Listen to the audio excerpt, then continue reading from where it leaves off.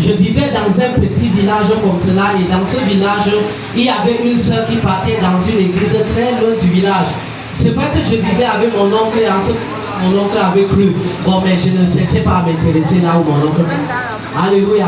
C'est comme ça qu'un jour, je me lève comme ça. Il y avait une soeur dans le quartier. La soeur là s'appelait la soeur Wanobu. Et comme elle partait à une église, chaque fois, bien que je m'intéressais, je ne disais rien. Mais cependant, elle menait double vie.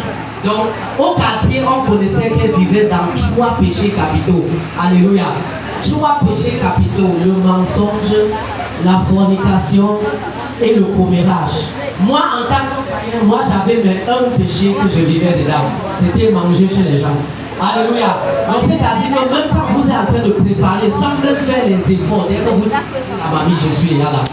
Et je vais massacrer tout ce qu'il y a à table, je massacre ses mains.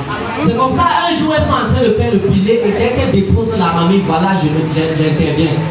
Elle n'a pas pu digérer ça. Après ça, elle m'a invité dans l'église. Je me dis que mais je vais faire comment pour arriver là-bas avec la distance. Dans tout le village, il y avait une seule personne qui était un peu riche. Je vous assure, il avait le vélo. Et son fils était mon ami. Je suis allé voir son fils, j'ai dit s'il te plaît, moi un peu ton vélo, je vais aller quelque part avec. Il est venu me dire, il m'a donné son vélo. Voilà, dimanche, je me retrouve à l'église. Alléluia. Pour ma première fois, j'entre dans une assemblée. Et dès que j'arrive là, le culte avait 4 parties. La première partie, c'était la louange et l'adoration. La deuxième partie, la prédication. La troisième partie, c'était la délivrance. La dernière partie, c'était la prophétie. Alléluia. Et comme je suis arrivé, les 2 premières parties se sont passées, il n'y a eu rien.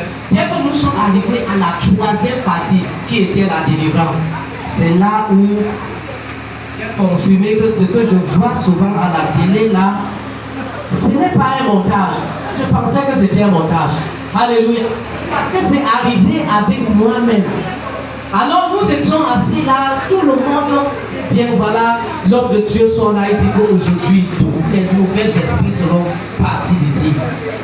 Pendant que j'observais, la femme de l'homme de Dieu était assise devant là. Elle était costaud. Alléluia. Et j'observe la scène. L'homme de Dieu maintenant il dit, esprit de séduction, je t'ordonne maintenant, il perce-le au nom de Jésus. Je vois c'est la femme de l'homme de Dieu qui est sur le siège et tombe au sol. Laisse bien. Il dit que si ça n'a pas pu épargner la femme de Dieu, c'est moi-là même que ça va laisser. Et pendant que j'étais en train de méditer encore sur mon sort, j'entends seulement, il dit esprit de commérage. La soeur qui m'a amené à l'église, je la vois aussi au sol. Bon, je m'apprêtais pour rire comme vous venez de rire parce que c'est un peu amusant. C'est ce qui m'a amené à l'église quand même. Alléluia. Mais erreur fatale, je ne savais pas comment pas arrive. J'entends seulement, il dit qu'il y a encore là, esprit de manger chez les gens. Sans comprendre ce qui s'est passé. Mes pieds sont passés comme le parachute et je me suis versé aussi au sol comme plat.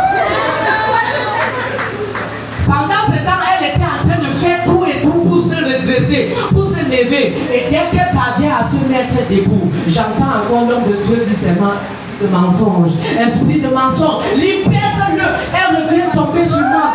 Et pendant qu'elle se cherchait encore à se redresser, erreur fatale, l'homme de Dieu dit, il y a un esprit. Vous connaissez le nom. L'esprit de fornication. J'ai dit à la soeur que s'il te plaît, calme au sol. Ne te lève pas. C'est comment te permet ici. Alléluia. Alléluia. Alors donc, le jour là, j'étais. Voilà un temps de mouvement. La délivrance est finie. Et j'observais la suite pour voir. Parce que j'étais au premier banc. Je voulais que l'homme de Dieu commence la prophétie sur moi. Afin que je puisse rentrer du passé, j'ai quand même une grande distance et ce n'est qu'avec le vélo. Alléluia. Mais chose curieuse, la salle est un peu calme comme ça. Je vois l'homme de Dieu croire les 2 premiers pieds. Après, il commence à nous observer. Une grosse goutte de sueur commence à tomber. Je ne comprends pas toujours ce qui se passe. Après, il commence à bégayer. Un petit vent, tout est au calme. Après, j'entends un peu. Oh. Imaginez la suite. Je ne veux pas trahir.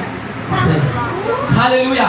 Mais ce qui m'intéresse, c'est que quand il fait comme ça, il commence à bégayer. Et puis il nous regarde, nous étions deux devant. Il dit que vous deux là, formez-toi là. Je dis ok, c'est encore un ça. Et puis je me place en première position. Le vote de Dieu commence sur moi. Il dit aujourd'hui tu vas marcher.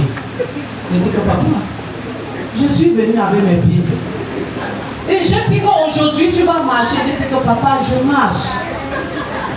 Il dit, je dis qu'aujourd'hui tu vas marcher, ça m'énerve, je sors par la porte de derrière.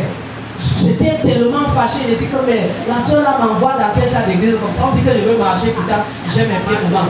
J'arrive au parking, je me rends compte qu'on a volé mon vélo. Le jour là, j'ai mal. Alléluia.